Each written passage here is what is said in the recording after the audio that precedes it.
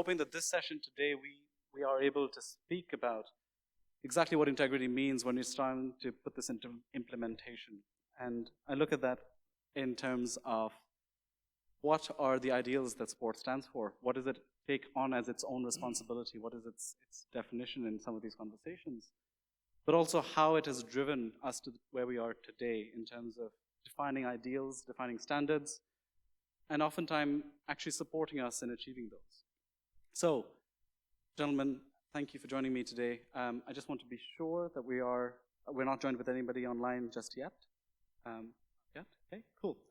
And with that, why don't I give a very brief introduction. I'll take a seat momentarily when I ask you the first question, actually, which will allow me to transition while the attention moves away.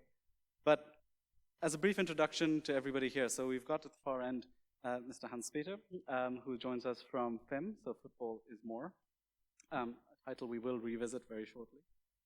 We've also got with us today Tiago, and Tiago, thank you for joining us again, and Hani from QSL. So, before we start, I think we would like to start at the question of, oh, Tiago's not here, sorry. I do apologize. So, I would like to start a question at clean sport. I think that's where we would like to begin the conversation. Clean sport is an ethos that comes from the Olympics itself. It is, in many ways, the heart of the conversation of this week. So, to me, clean sport embodies the Olympic ideal. It is fair play, it is anti-doping, anti-corruption, it really is everything few and far between.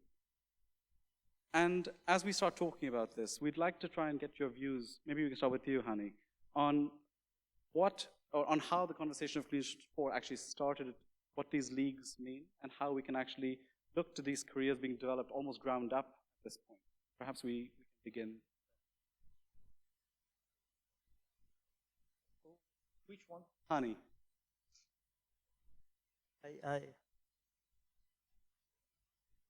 Hello. You're on. Good afternoon to everyone. I'm very happy to be here for this really esteemed Siga week. I got short of the question. Could you repeat it again? Sure. So, Hani, I'm actually curious with the Qatar Star Leagues now being set up. I mean, we've had the ideal set up for us by the Olympic movement in the past, which is we were looking to achieve clean sport. The Qatar Star League, of course, starts at the grassroots level, and it's able to move these players through their entire careers, and it allows us to assess and look at the impact these players are having on lives around them. So really, it was more an opportunity for you to introduce to us the Qatar Star Leagues, its ambitions, and how that looks to align with and drive the ethos of clean sport. Okay. Regarding the social value of sport and how Qatar Stars League really react to that, it has been a very important topics always, and we always seek to preserve the integrity as we work through generations after generation. Qatar Stars League, or QSL, we have established a very strong link with the schools, with the universities, again, to preserve the integrity and to promote the social value of sport, and specifically for football. This has been always the importance of Qatar sports. I would say, how do we really adapt and how do we really interlink the sport value with the development of youth and school kids? It's quite an important values that we look for. We have developed many programs that really promote the preservations of the sport values, and also to enhance also the integrity within all ages. We have done this through collaborations with many different stakeholders. We especially focus on the schools. In terms of the Olympics Committee, we have the Olympic School Day, in which the Qatar Olympic Committee promotes the values of sport. We have Qatar Football Association, who has a program called Kura in collaboration with Shell, in which also they again enhance the value of sport, the integrity, and the healthy life. We have established in QSL a program called Goals, in which we again promote the social and the sport value in terms of getting to know the schools, having programs with the schools, sending coaches, teaching the youngsters a different way of life and more integral and more healthy way of life. So we are in terms of connection, we work with different stakeholders in the country, and also it's quite impressive, and it shows a great results. Thank you, Hani. And I do owe an apology to Jorge. I'm sorry. Apologize. They're okay. Thank you. Jorge, thank you for joining us as well. I will turn to perhaps I can start with Hans-Peter first, because I think that there's a connection here that I've observed elsewhere. But you mentioned a very interesting term there, Hani, which was the social responsibility of the QSL. Hans-Peter, what does social responsibility mean to you? And can I also learn, and for benefit of our audience as well, what is it that is the more in football is more? Yeah, I think first of all, our office, our main office, it's in the biggest and absolutely important country from the small country. This is principle of Liechtenstein. I think I'm the only person here, and but Liechtenstein, it's for our organization more than important. You know, in the football map, we don't exist. And this gives us a chance to bring some of the most important football clubs together to help children around the world. We, personally, when I spoke about we, I spoke always of FIM family, not we personally. And we family, it's what I told you before, it's some of the most important clubs from Europe and also some from the Middle East. We try in 3 pillars. First, inclusion, especially with special needs. People with disabled, and we make no different about like Paralympics or Special Olympics. All of them, it's included in our project. The third pillar, it's the development and education in crisis regions around the world. And the third pillar, it's we bring the big clubs together, like in a family, on the table. We talk together and we look what we can do together to help people around the world. And some of the big clubs, they have not the social department, and we teach them how we can start. And one of the important points, what the UN created, we working in the SDG 1, 3, 4, 5, 6, 10, and 17, and you know everything what's behind. I think this is the most important point, what's football is more. Thank you. And Benfica, I understand, is very closely affiliated with FIM's work. It would be great to hear, again, what social responsibility means to you, what clean sport means to you, but also what your experience has been working with the likes of FIM. Well, I start by the experience. It's great. We do things, we think together, we organize each other, we join our efforts, and we do things again, and we think, overthink again, do other things. So this is the process for years, and we're doing more and more. The more we do, the less we see. It's not enough, right? So that is one of the major things we have to think. Whatever we do, it's never enough, because the way the world is moving is absolutely defying us in every single sense. Now, I'm an anthropologist in a big club, so I'll talk from that perspective, okay? Yep.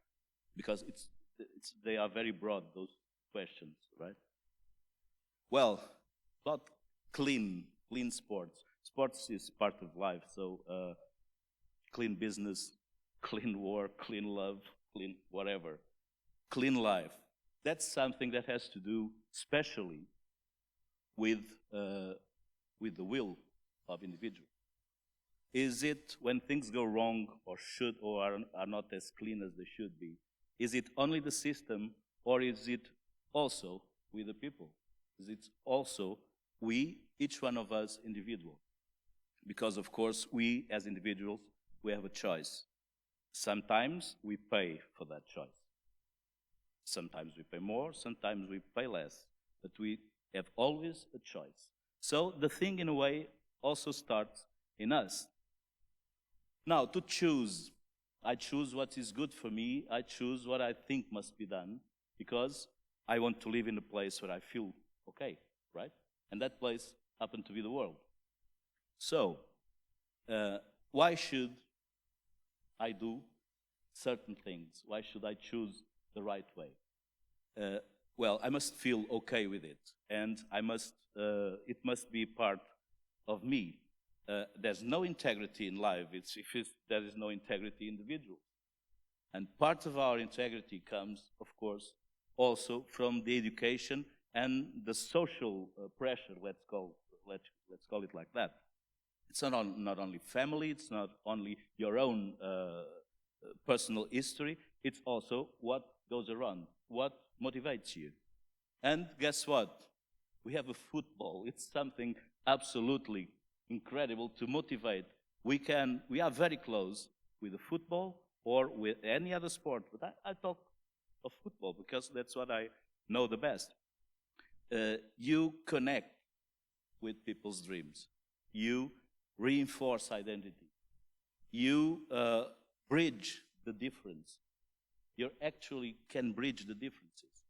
I mean, even at war times, even between strong opponents, even in critical situations, sports, and football especially, have the way to bridge the power to bring people together. So, in a sense, if we are close to, it's a bit like Liechtenstein. It's like space-time, which is different from real life, where you are allowed to be different. You are allowed to do different things. And then suddenly, you can look into this and say, well, if we can do this in this different space-time, why don't we can just import this into our major activities, into our real life? And that is when society starts to ask, and even more, especially in more developed countries, to demand that the clubs, those big players who are the giants of these balls that make the dream of everyone, should play a role in important things in real life. So I'm going to shut up, but I'd just like to tell you two important things. Have you Googled the world by night? Google it and see where the lights are. So where the lights are is where the money is, where the big clubs, everything is there. And where the world is absolutely dark, that's where the consequences of climate change are. That's where most of all industries, raw materials come, even players. Not only, but even. In our societies, in the pockets of poverty, because imagine, I don't know why, but God, if it exists, actually decided that poor people would play good football. And this also becomes mobility, social mobility for those people, and inspirational for the whole communities. So, yes, we can. Everything is possible. Where in the world is this a reality? In sports, big clubs, in football. And this can be inspiration for every other thing. So the clubs have to pay back. The rich world has to pay back, and the clubs have to pay back through education, through humanitarian aid, of course, but through education, helping, allowing each young girl or boy, whatever condition, to deploy his potential and to develop. Okay. Thank you. I don't know if I'm motivated, actually- so it Oh, was definitely very good. Okay. Thank you. Though I will say two things. So it was actually very interesting the way you framed that, because you started by saying the experience has been great working with Hans-Peter, with Fim, and the very next sentence you said, actually, we actually go and do the things. That's when we realize that something. But as part of that conversation, you also mentioned the fact that you are collectively having these discussions.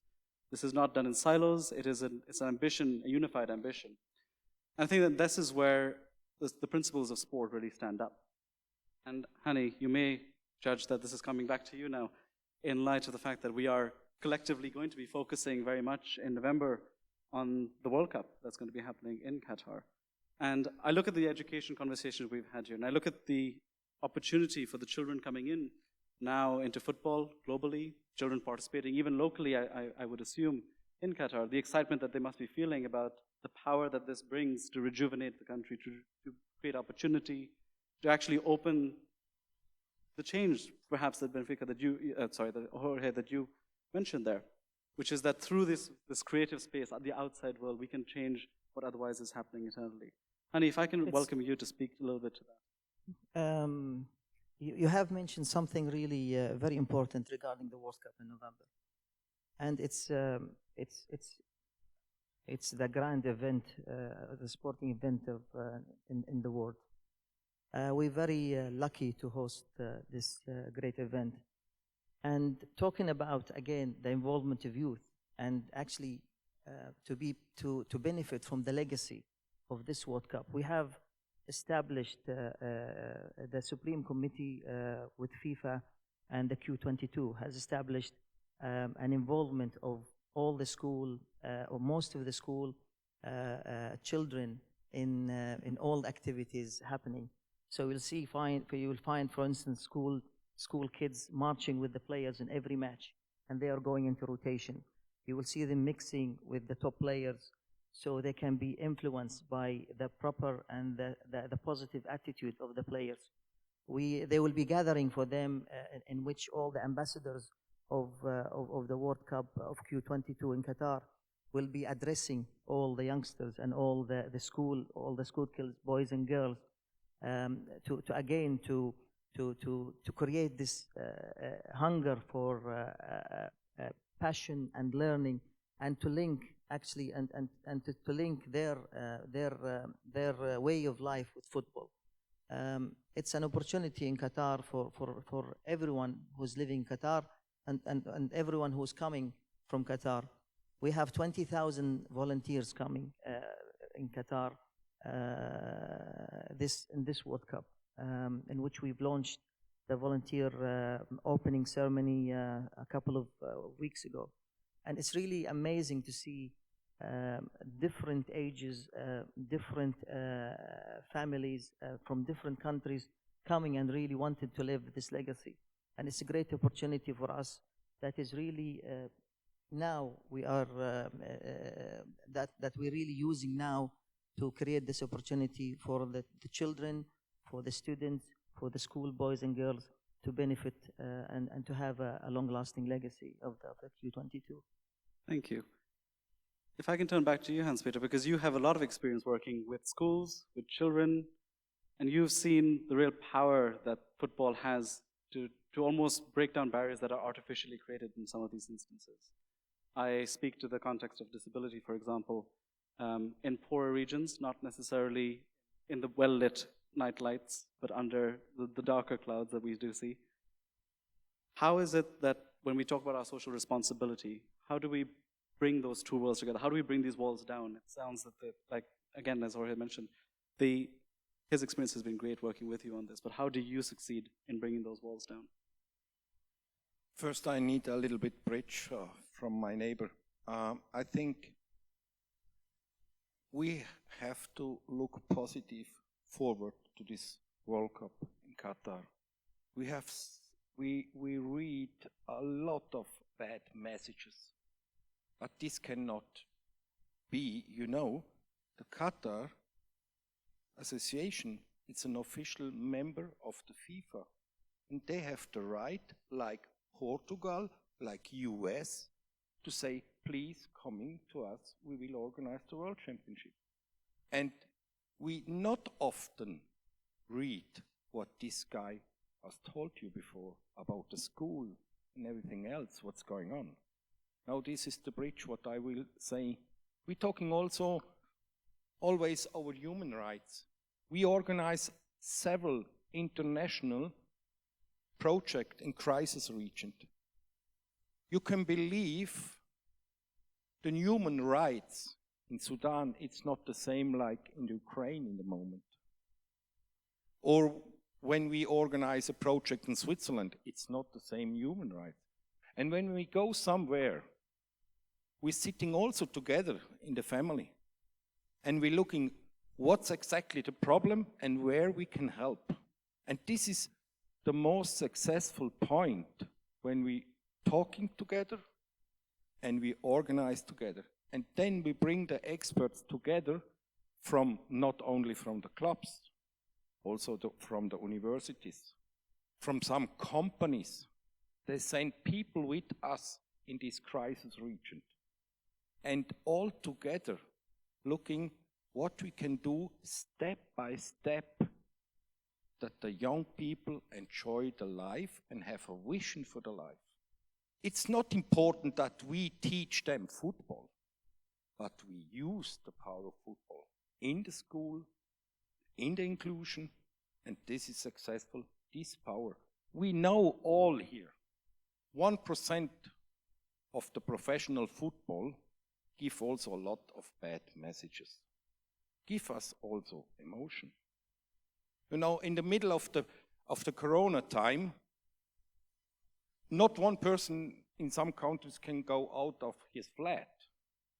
And then we read in the newspaper, in the TV, the news, Messi change. For millions. Another person have no food. He lose his company. You cannot understand. And this makes not only friends.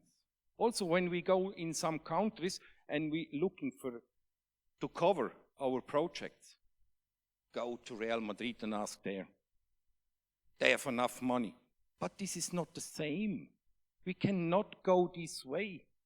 We need also the small clubs, and this is now exactly what we do in the last 12 years. We have our role models, and the big clubs must be role models. And this is also a good sign, for example, when Manchester City works together with Liverpool in the same social project. This gives us the force and the power that we can help children. But we have maybe 2 hours ago, we have media people here. We need the media people for exactly this message, also for Qatar, not only for us. And this is what we miss. They always looking just to the top, this 1%, and this gives sometimes very bad messages. But I can say we absolutely successful with the power of football. Thank you both. I mean, I would like to just share a brief moment here, because it's, to me, as someone who works as a lawyer, I work across private practice. I have a past in human rights as well, ironically, and a lot of it is in governance, what I do. And I like the fact that you mentioned, how do we actually change these systems? It's not about pointing a finger at one and saying, you've got money. I think where we lack sometimes capacities in the human resource. There's a lot of individuals who are very capable, a lot of them working in very siloed opportunities. You used a good example at the end as well, where you said, 3 big clubs coming together. You see them on TV, they're never together. They're always opposed to each other. One is 0, one is 1, or the other way around. One is home, one is away. But suddenly you go to a school, you bring these players down to the ground, you take them out of their kit. They're very, very capable. We saw this with Louis Saha earlier today, the amount of impact that he has had having left his career. And so I now come back to the conversation around integrity, which has brought us to this very floor with Siga. Let's bring together the stakeholders here to have this discussion. where is the role of integrity when we start talking about this collective? Is there the information space? Is it in the collaborative human space? Is it in us needing to refocus our objectives in some way? Or is there enough space to go around? We use the term in the new acronym, environment, social, and governance. It's a lot of language between all those three. What I'm trying to understand here is where does integrity fit as a thread between all of these three functions? And how does that tie sport to the rest of the world, to the rest of society, to what happens outside the 90 minutes of football? How do we tie that into the same fold as the celebration whistle at the end of a match? It's a difficult question. Are there any volunteers to go first? Otherwise, the one closest often gets the mic. Well, of course, it's a difficult question, but as at least myself, I don't have to answer everything, so it's not that difficult to answer, so I'll do my best. Actually, the way I see it, and I say I see it, is also the way Benfica Foundation looks at it, is we must do with truth. It has been spoken the previous panel. We must do exactly and correctly what we believe. We can do it, we must do it well done, and then, of course, a lot of outcomes, a lot of impact, a lot of good things can pop up in several terms. But at the end, the coalition, let's call it like that, between social CSR, social responsibility, environment and behavior included, and marketing must be a truthful one. This means, and the way we do things is, we don't do it to communicate and to make more lovely the brand. We do it fine, and we do it for that purpose. And of course, if we do it well, the brand will get more lovely. The minute you start looking at things and doing things, not because you have a strategy, you have a vision, you have a responsibility with the people in the territory, and you know what are the pathways that you must go. The minute you put all this in a drawer and you just think how fancy you're going to appear on social networks and stuff, it's the minute you lose yourself. Because, of course, in the end, in the middle, you don't need to wait too many years. In a short period of time, truth will pop up, and all you have gained will be eroded. So integrity, it's an absolute part of all areas of activity in sports, but also of this one. They should never be used as a sort of marketing instrumental thing, right? So that's what I have to say. Annie? Well, you said it all. Huh? You No. you answered the difficult question, so I think I'll try to be, a little short on this. Again, in my point of view, integrity it's the most important, I would say, ingredient for every success, and it's a catalyst for all our successes. We cannot feel the power of success without integrity, because the worst thing is to succeed unlawfully and unfaithfully. And this is why it's very important that we do our best. I don't want to say our best, because the corona crisis has taught us as a league not to do our best. Our best is not enough. We have to do what it takes. And this is the thing. This is what we've learned out of this crisis of coronavirus as a league. If we've done our best, we wouldn't have started football as early as we wanted. And this is why I want to reflect. We have to do what it takes to preserve integrity, starting with, from a very, very young age, from those kids, to teach them not to be able to cheat and not to be able to listen to an adult who's trying, even as a coach. Because sometimes it gets weird when the coach says, okay, let them score a goal, or make a foul, let them win.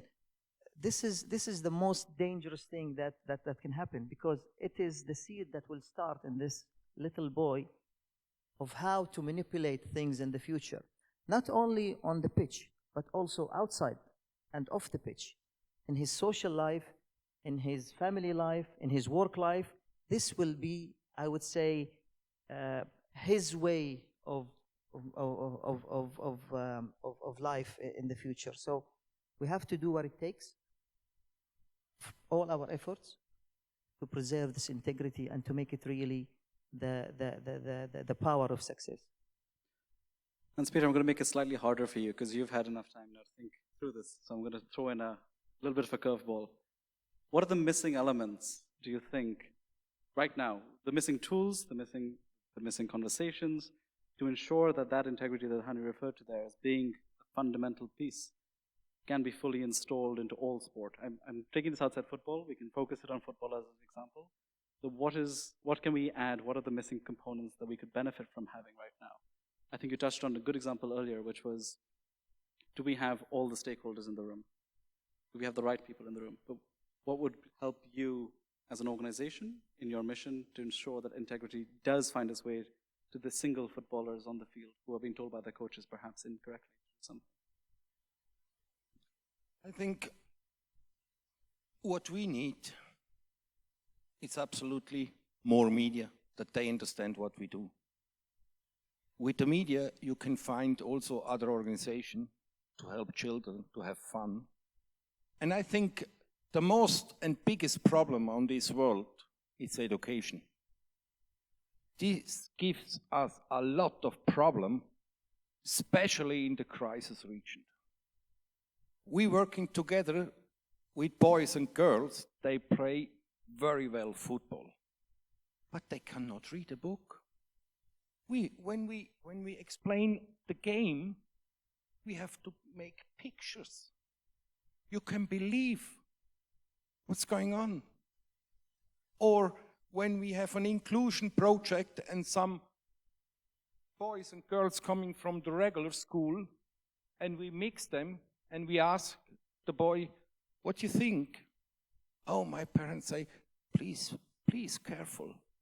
Maybe not that you are after also sick. You can believe this? This is exactly what we need. We need more help from outside. And now I'm coming back to the topic of this discussion here, responsibility. Yes, sport, it's very important and can take over responsibility, but not for everything. Not for everything. This is not possible. Benfica Lisbon cannot be the responsibility organization that Ethiopia have no water. It's not possible. The right organization and the right person have to take the responsibility. But what's very important, and this is a responsibility of Benfica, Benfica must be a role model. A role model of some normal lifestyle. And this is also by the professional footballer. It's not just by the clubs. That they know the children looking to them. And this is so important that the clubs realize this. Thank you. I was just listening to all three of you now because I had asked a difficult question and I thought the responses would actually start getting shorter. But I love the fact that each of you has a very unique opinion on this. And the way it works, I think correctly, is the fact that everyone is looking at this in so many different perspectives. It's bringing those together that allows us to have that fundamental base, I think, that we do need. There are the role models, but there are also the doers, like yourselves, like Qatar now, who's taken this initiative to say, we are looking to be sustainable. We are looking for sport to grow. We're looking for education to enter at the grassroots levels. So I want to come back to this 3 days that we've spent here, hearing the conversations that we have. This has been a very to me, it's been a very enriching, enlightening conference. I've met many, and I've learned a lot. And if we were sat here at the same time next year, same panel, same time of the day, what would you hope that would also be part of our discussions then? What would you hope that we would have achieved in the next 12 years when it comes to conversations on governance, when it comes to conversations on inclusion, when it comes to conversations on media? And with that, I also want to expand on one point that you mentioned earlier, Hans-Peter, which was we look at the 1% of sport, and we idolize that and we criticize that. But how do we make sport as an industry globally, with the global, for all those who don't have access to football pitches? How do we bring them into the same conversation as we talk about that? Equally difficult question. You ready again? So, You were volunteered, not by me this time. No. Okay. Well, next year's agenda. Thank you very much. Very good. Okay, now seriously. What I personally would like to see, and I think I'm speaking for many in the room,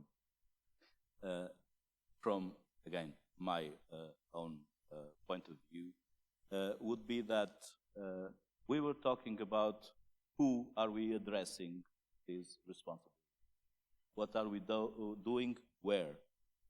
And it's tricky if you start having these kinds of thoughts like, well, we have to do it somewhere outside Europe, where the consequences of this fancy place and electricity spending are being held right now. So we have to pay back. Yep. And payback, I think, should be a keyword for the next agenda.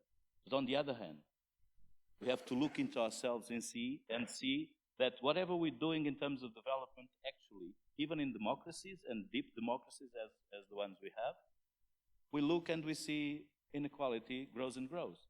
So we have to look inside, look to our cities, look to our unpopulated mountains and see where is poverty, where is exclusion, whatever reason, not only money, but there are other exclusions, many, too much.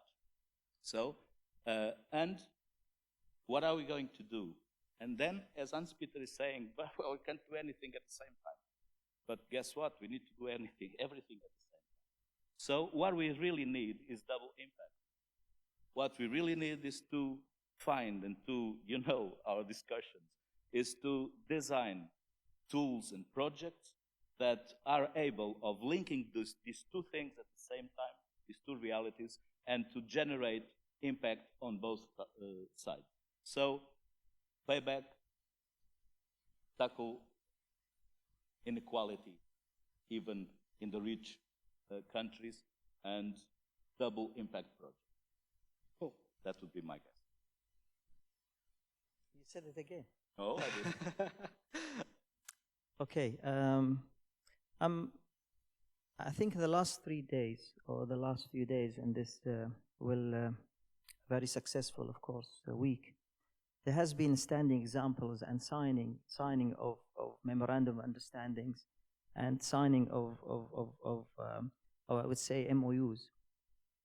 I think evaluation is very important for the next phase where we're going to. We have to assess where we are. The projects we have assigned this year or we have established this year has to be assessed. And I think they will be the key for the next conference or for the next week to endorse it and to put the highlights on it, to make sure that people believe that there is a success in change. There are some challenges, but of course, there are also solutions for the challenges. And how big or small the increment of success in each area that we evaluate, the impact can be multiplied by the use of media, by the use of those really who can put things on the spot and elaborate on it and make it really live so that everyone can see the impact of it. So I think we have enough on our plate. I think we have more than enough to tackle.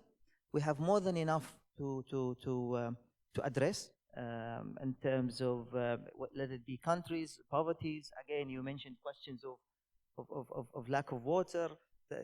There are a lot of social impact that really sometimes really suppress us and really make us sad.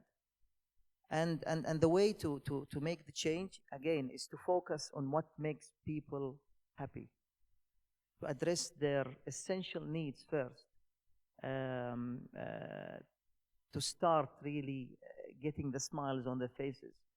Because if you are poor, if you don't find something to eat or drink, how would you address other topics that are really, really reflective on your human life? So again, assessment is very important in this in the previous terms and years, and based on that, I think we can find out how we can elaborate on these successes to make us better and to make the world better. Hani, if ever you would like to change career and become a lawyer, I think it'd be very good. You made me very happy by talking about assessments and ongoing monitoring. I think it's a fundamental part that gets forgotten, that when commitments sometimes are signed, it's important to revisit them on a regular basis. Hans-Peter. I'm absolutely agree with these two guys.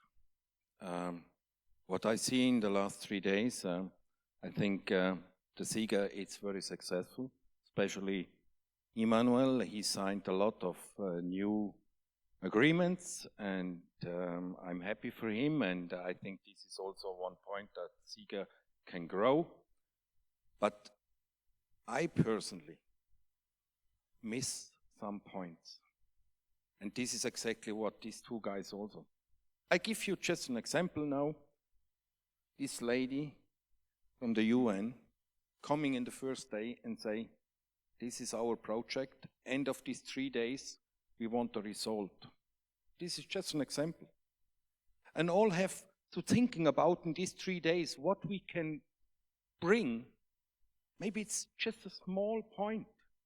And we can go, and next year when we sit together, she present the result. This makes sense. Or, I cannot believe why we have a VIP lunch. This is a network lounge, and not all 3 days it's the same movie on this wall. We have a lot of organization, they can present there. This gives an option that we can talk together. Maybe we find way how we all together we are stronger. This is why we're coming. Yeah, it's important, network conferences. This is absolutely important that we know what's going on the world. But we need also a result. I give you a small example. Football is more organized every 2 years. A big forum. He's always our guest, this gentleman. But then we try to present the project. And we had a project in Laos. Laos, it's one of the poorest countries around the world, especially in Asia. And women football not exist. Inclusion not exist in the football. And we build up together with Chelsea and Werder Bremen and some university this project. It's not possible that we bring all the clubs in the same project. Makes no sense. But we ask what we can do together, that we also cover all the costs for these children that we teach. And this was more than 1,000 children. And then one guy stay up from a club and say, my idea is, for each new ball for the next season, we spent £5.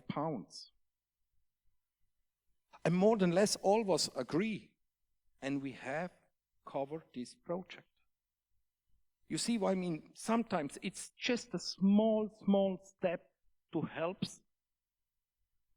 in the big.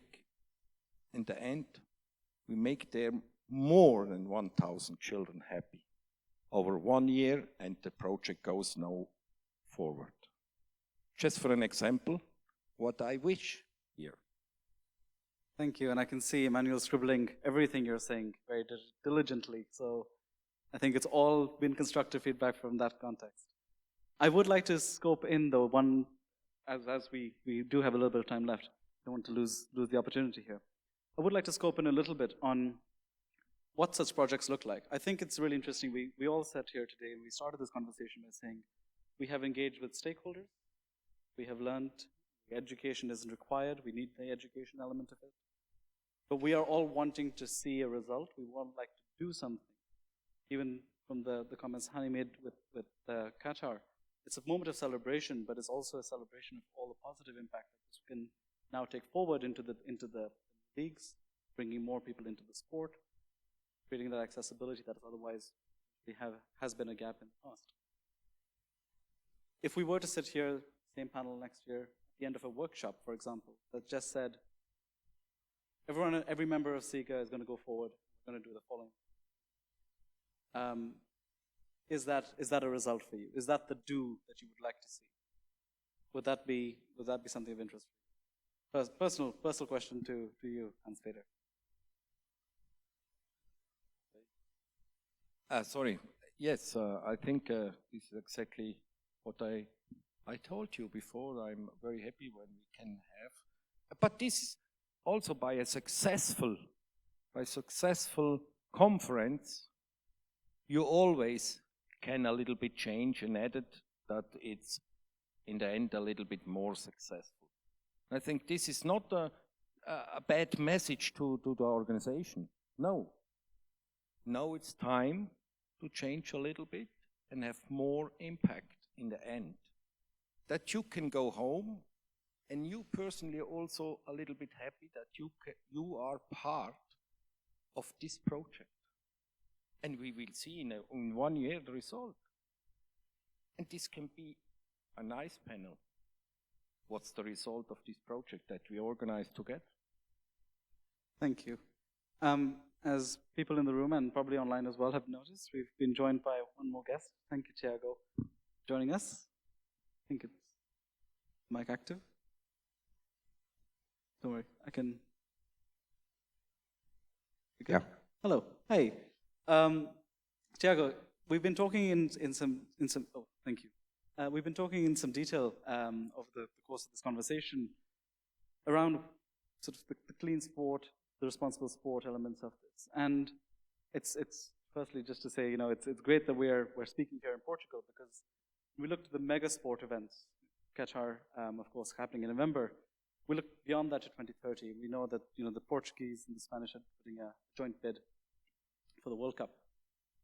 When we start thinking about the role of sport and the conversation that happens as part of this bid, recently we saw with the American bid for United 26, was the first time that FIFA introduced a conversation around published human rights strategies as part of the bid criteria for the whole cities. And this was the first time that we saw also a North American continental World Cup. And I think what we are recognizing through the size growth, through the impact growth of sport, is that it is continuously growing. I would like to come to the bid for a second and have your views, because this is an entirely new generation of sport that we're going to see now in multiple countries hosting together. We're also going to see the athletes of 2030 are likely now coming through the processes to compete at that point at national level. And just what is the value message that you would be sending by hosting the games if it were to come to Portugal, to Spain? What would be your impact point or your value message to this new generation of footballers coming? Good afternoon. First of all, apologies for the small delay. Basically, as you may know, I represent the league. We are currently in the bid for the World Cup organization on 2030 between the two federations, the Portuguese and the Spanish federation. It's true what you mentioned. I think the major message that goes through this bid, it's the proximity between people and between different nations that the football has, the power that football has to close the gaps and put the different nations on a more near closer. I think that sport, now that we have generations that are more individualized, the younger generations live in a more individualized world. I think sport has this power to connect and to proximity, to have the value of proximity between nations, between people, and between generations. And I think this is quite important when you have generations that live on a more individual individual basis. So I think sports organizations and sports as an industry has this power to change a little bit the perspective that the new generation, especially the millennials, have on a more individual view of their lives. And I think sport has this, and this is the major message that we think that the sports organizations, sports events can bring to the table. And of course, when we come to mega sport, we don't just see the football matches, right? Alongside that, we've seen this in the last decade of Qatar's development as well. It brings with it a lot of infrastructure, a lot of opportunity to spread sport more widely within the country. Is that something that you think a sport, well, the World Cup coming to Spain and Portugal would bring a benefit with it? Is that accessibility part of the conversation? Is that infrastructure opportunity part of the conversation? How is that being perceived almost internally by people? I think absolutely. Going a little bit back to my presence and to the presence of the league, that regarding the foundations and the importance of the foundations, it's a little bit using the sport to give back to the community. And I think that if we're talking about sporting events, or if we're talking about social intervention that the league or the clubs do, what's the real objective is to give back to the communities on different levels, being on intervention, on social intervention, being able to create value on infrastructure and accessibilities.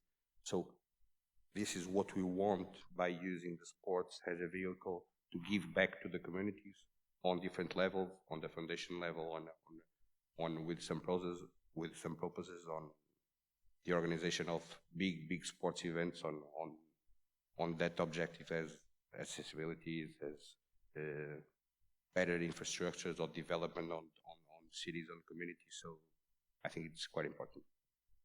Before you joined the panel, actually, we were discussing education as being sort of the fundamental gap right now, especially at the grassroots level, of how we can encourage the integrity as part of the conversation when it comes to the growth of sport, but also in the impact that sport can have more generally. And as part of that, we were looking at a number of existing mechanisms, if I can call them that. So the SDGs were mentioned as a focal point. These are sort of our short targets. So SDG 1, poverty. And in the previous panel, actually, SDG 16, which is aligned very much with Siga's objectives of having organizations with integrity. I think that's the language that is used.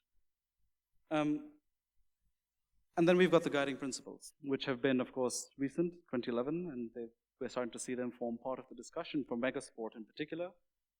And my observation, but I would like to, Jorge and perhaps Hans-Peter, if you have a view on this as well, we're seeing that proliferation in conversation around how systems can be put into place or relied upon to create both elements. So we've got a prevention, which is, I think, the objective for many to start with, followed by the mitigation, which is supplementary of what happens where there have been gaps.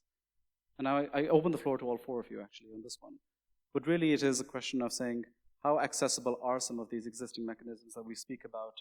How realistic are these mechanisms when it comes to implementation? And oftentimes, how easily understood are some of the boundaries in order to ensure that there are no gaps? I refer to the thread that went through the society initially. Do we see that thread coming through, or is there still room for improvement? Now, Tiago, I know you've just joined the conversation, so I don't want to put you too much on the spot.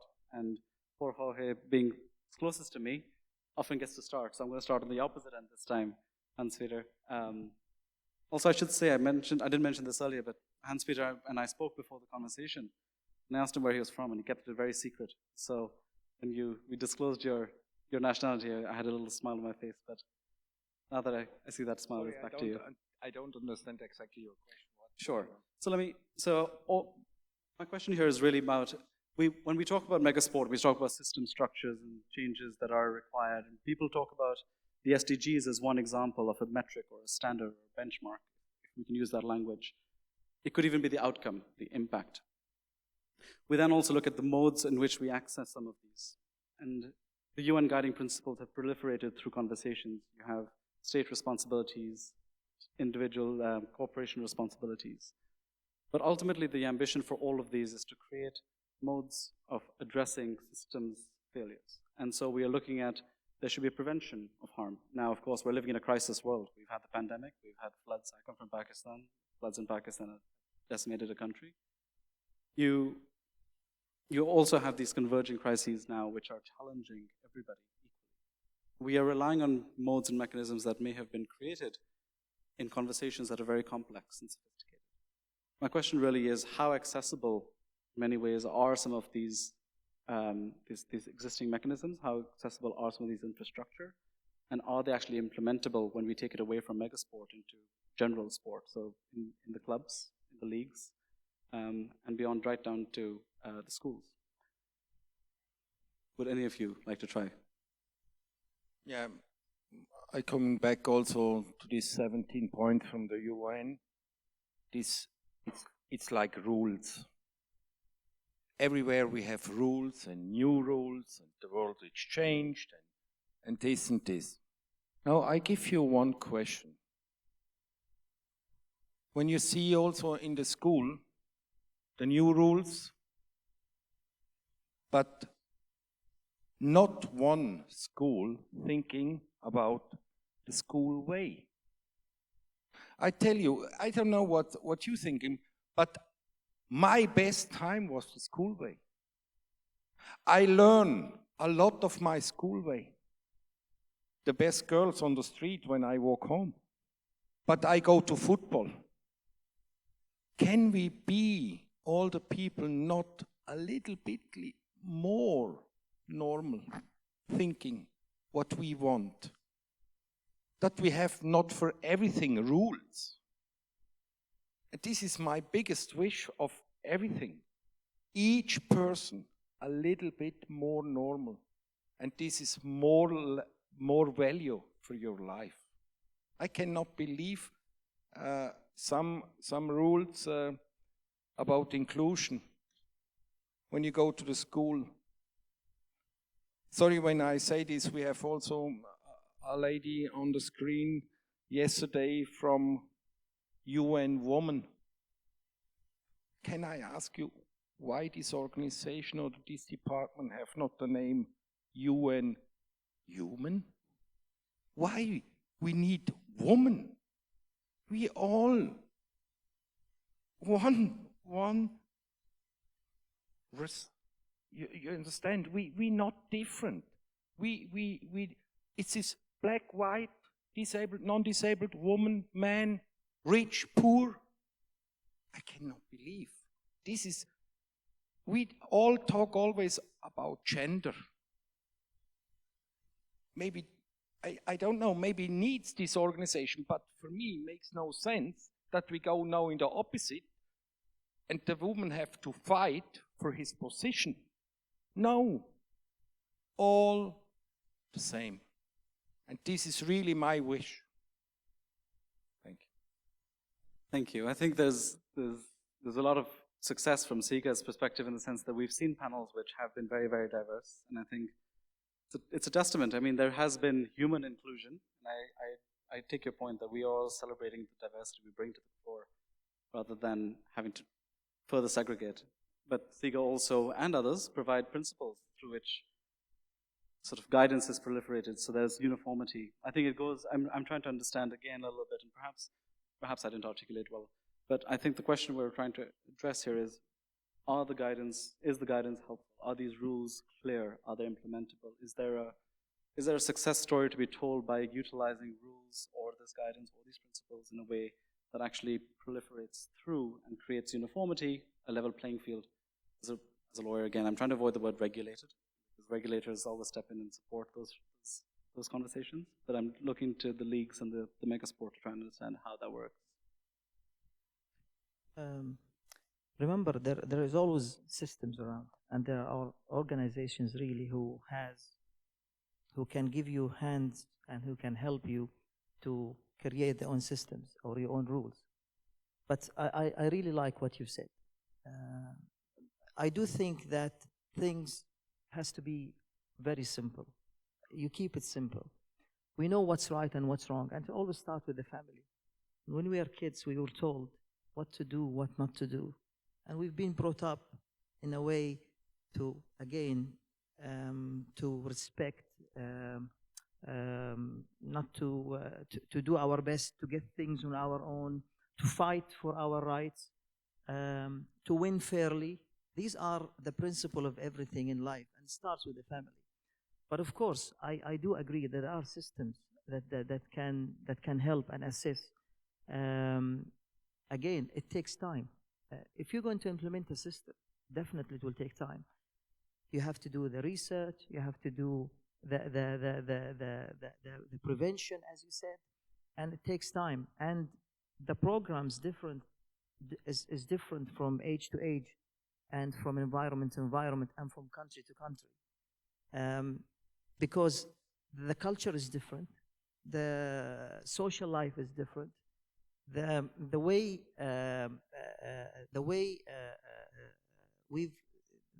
the people are being brought up is different from country to country, and the thinking process is different, and the way they see things, how free they are and how limited they are and how restricted they are, is also different. I can say that we have to be very simple. We have to start very early in our ethicals values, by teaching the youngsters the proper ethics. And I think the systems will definitely roll with them in the future. We cannot live without a system or without a help of an organization that can really take our hand and show us the right path in a scientific way, because we definitely need the expertise to monitor and to assess and to again to give the guidance for the change that can happen. Cool. Any thoughts?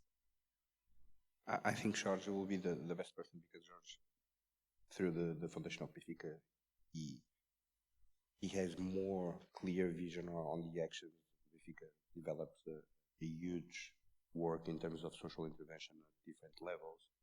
So I think he's the best person to criticize a little bit on the access to incentives or to any rules. And I think you are the best one to put a criticism. SD17 man in Portuguese football, okay? The cooperation, that's what they did with the foundation of football, which is actually the foundation of Liga for those who are not from Portugal. Okay, but thank you very much. Okay, so it's up Now to it's me. now it's Okay. yours. Well, rule and deviation. I think this sentence could actually summarize the history of mankind. Okay? So the thing is not, let's face it, I'll just focus on SDGs. Yep. Because there's sort of a lifeboat we have, right? So there's nothing new there. I mean, Miss Bus on the first day, she was here pushing them from the air, saying, whoa, from my life, SDG 1, whatever. This is SDG 17. So life is there. Couldn't be otherwise. Or we would be in deep trouble, because the United Nations would be crazy. Would be working for any other reality rather than this planet and this time. So SDGs, let's focus on that. They're simple. The point is not, we don't need to know what they are. I mean, I cannot say the numbers, but I know them all. Every single person knows them all, because we know what we have to do. The thing is, it's not a condition. It's a necessary condition, but it's not mandatory. I know what I have to do, but I don't necessarily do it. And this is the problem. Why don't we do what we have to do? Because it hurts. It hurts a lot. We have to give up things. And those things look like a tremendous, huge things we have to give up. Let's be concrete. There's no gas in Europe now. So people will lose jobs and many other consequences, not even going through them. So what are we doing to save gas in order to solve this problem, mitigate. Not fancy, the fancy mitigating word. What are we doing? Well, governments all over Europe are saying, let's drop public heating in buildings to 18 degrees Celsius. Now, at this time, all old women and men in Portugal, which is also cold in many places, having minimum wages pensions, are laughing. Oh, don't tell me. You're going to freeze at 18 degrees Celsius because we have to save our economy, our jobs, everything. This means we're dropping, in some cases, in some special cases, 2 degrees. Just, what is this? Can we face this seriously? Everybody. The reason why governments do it is because, remember what I just said at the beginning, we individuals have a choice. I have a choice to go to a public facility and to bring my coat in. And I can face 16 degrees. I don't need the 18 degrees. And this may impact in a very positive way, not only our pockets, but also the quality of life, and actually the real life of many, but also that round thing that stays almost dark all over at night, which is the planet where we happen to be. So the thing is, we know what we have to do. UN just put it some fancy 17 numbers with some squares. They can't do more. They just say, look, you just have to look into this and remember. But the thing is, you don't have to make a course. You don't have to study. You just have to do it. Right? So, what can we do? What we can do as clubs, what the football with the power of the game can do, is a bit what Hans-Peter told. We can role play. We can be inspired for others because we are very close to their dreams. People actually look at us. They look more to a football club in Portugal, I'm pretty sure, or in every other country, than they look to United Nations SDGs. Now, we have to give them that. So, you want to look at our players playing? Great. Now you're having SDGs like hell. Suddenly, we do that in school. We do that on the practice of the sport. We do that in the grassroots, and we are actually helping people to realize that they must do what they already know they have to do. And so, just for us all, because we're on the same boat or planet or what you may call to this, is we can do that together internationally with clubs. And you know we are doing it and inspiring each other. We can do that here in Portugal. We are doing that more and more. I mean, social CSR group of the Portuguese League started with just a few clubs. Now I don't know the number, but more than 30 already. To do things together. The simple things, what it's called the activation. Not a fantastic thing. I mean, players get in and just bring messages. And social networks do things. It's not the best thing in the world, but the thing is, everybody that's going to see any single match in any single week is going to get those messages. So it's going through. And if the clubs do what they have to do, then you engage. You can take those waves, you can surf those waves, and you get more and more close to bring these things to reality. The big inspiring moments like the World Cup, come on, that can be a huge, huge fuel for what we must do in grassroots, what we must do everywhere. So I think, I'm not sure if I'm correct, but I think I am. Nobody just told me, shut up. So I think we all know what we have to do. Is anyone in this room that wouldn't give up of 2 degrees Celsius in, I was going to say in our services, or in our pay tax service, we would give up all the temperature there. So, but any public building with less, a bit colder, is it a problem to any one of us all over Europe? 380 million people. Nothing. So let's inspire each other and use football, I think, and use these opportunities, because I know I'm going to shut up forever. So I would like to thank Emmanuel. I'd like to thank Emmanuel for bringing this together. You have to have entrepreneurs. You have to put these crazy balloons up on the air and feed them and pump things into them and fuel them. So thank you, Emmanuel. I'm very glad as a person to be here today and to contribute to this movement. Not to this talk, but to this movement. Thank you, George. Okay. I mean, I was going to give you one last chance to come back on, but I think you've now used that one. So I will open the floor to everybody else. But before I do, there's one comment that I wanted to add, because I think I agree with you. The SDGs are so important. They set those signals up in the sky that everyone can follow and see and understand. I think there's one part, though, that I do want to add, which is that it's not just about going after one or two. It's about recognizing that all 17 exist. And it's also equally important not to do harm to any of the ones that you aren't otherwise actively doing good for. I think the latter element is often forgotten, which is that it's equally important to ensure that you, in your activities to try and advance one, you do not detriment another. So that was the only addition I would make to that. It was absolutely beautiful. Thank you. And Peter, would you like to begin any closing remarks that you'd have? I think we will. I will end on this side. So why don't you take the floor for any final words? No. Also, thank you very much for the invitation. Comes over our family partners and also Emmanuel.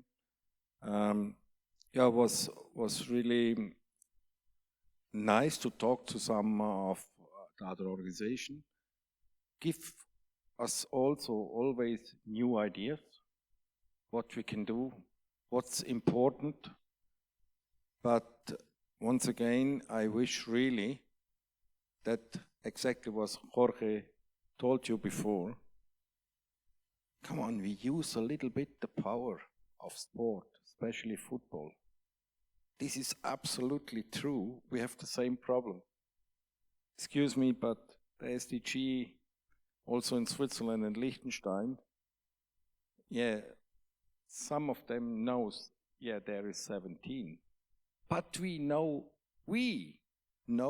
what's behind the number, maybe 5. This is a lot more, and it's so easy to transfer this information with sport. Oh, thank you very much. Hani. It's been said. Great remarks. Again, I think the power of football is immense, and we have to be so precise and so vigilant and so ambitious and so adaptable to be able to use the power of football in every occasion to raise up the standard and help humanity. In Qatar, I have 2 examples with Qatar Stars League that we really used the power of football, or used Qatar Stars League as, I would say, a positive messaging for the community, in which we did with the association that combat cancer and to combat smoking, and we also use even our LEDs to promote messages that promote health and healthy life. The other thing is we did with the Ministry of Interior, because of we've seen how much and how many accidents are happening on the roads. So there has to be some really positive messages to combat, especially for the youth, because we've seen the youth who are like 17 and 18 really doing really severe accidents on the road when they're driving, especially the teenagers when they start really driving. So we had to come in as a league with the Ministry of Interior, especially the traffic department, again to use the league as a messaging basket for the community, So we display things on the giant screen. We show the positive messages on the giant screens, on the LEDs, again to promote and to combat, to promote good habits and to combat really bad habits in the community. The last thing I would like to say is to thank Emmanuel for his invitation. It has been a privilege for me to be among all the esteemed guests here, who I've really enjoyed being with. And 21 of November, sorry, now it's 20th of November because we push forward the date one day. It's our great pleasure to see you all in Qatar. I think it's going to be memorable for each and every person who would come to Qatar and see how the World Cup also made a difference and made an impact, because the positive impact that the World Cup has created is really noticeable, and every visitor to Qatar would be able to see and observe how these changes has impacted positively on the country. So I wish you all the best of luck. I look forward to see you soon, and I really wish to see you in Qatar 2022. Thank you. Thank you, Hani. Tiago. Just to quick wrap up, I think nothing that I can say would be better than what Shar said, honestly. But he allows me just to add on. I don't only believe that football has the power to inspire. Football has the obligation to inspire. The power that football has. We have to be the driver to the communities, to the maturity of sport, using it to social intervention. When we started the League Foundation, we embraced several causes on different SED alignment, let's say, but our main objective was to inspire the clubs to do their work on different levels, on the local level, on the national level, to do that work. We have here probably one of the best examples that we have in Portugal, using the power of sports to do that work. And as Jorge was saying, we now have all the clubs with more investment on their capacity, with one person, with 10 persons doing it. But we're trying to mobilize the clubs to do that, because we really believe that it's our obligation to give back to the community, use the power that football has. Not just the capacity of inspiring, it's the obligation of using it. Thank you. George, would you like to come back in, or are you happy? No, not at all. People are tired. I have just one point. One last. Jorge, you speak always too long. And now I come back to my proposal about this conference can be much more successful when we all working together for a project. Emmanuel, I make you an offer that we sitting together with the FIM family, and we will prepare a proposal for you. It's then in your decision for the next conference that we present all the guests, and we will look what we can do in these 3-4 days for this proposal, for this project. You agree, Jorge? Absolutely. We're in. Thank you, Hans-Peter. And to everyone, thank you so much for joining us. I think the summary here was football has a responsibility to flex, it seems. It's no longer a nice to have. I think impact has to happen, has to be positive. At the very least, it should not be negative. That's where we're this one. Thank you so much, gentlemen, for joining me. Thank you, everyone, for joining us in the panel, to the audience online as well. Great.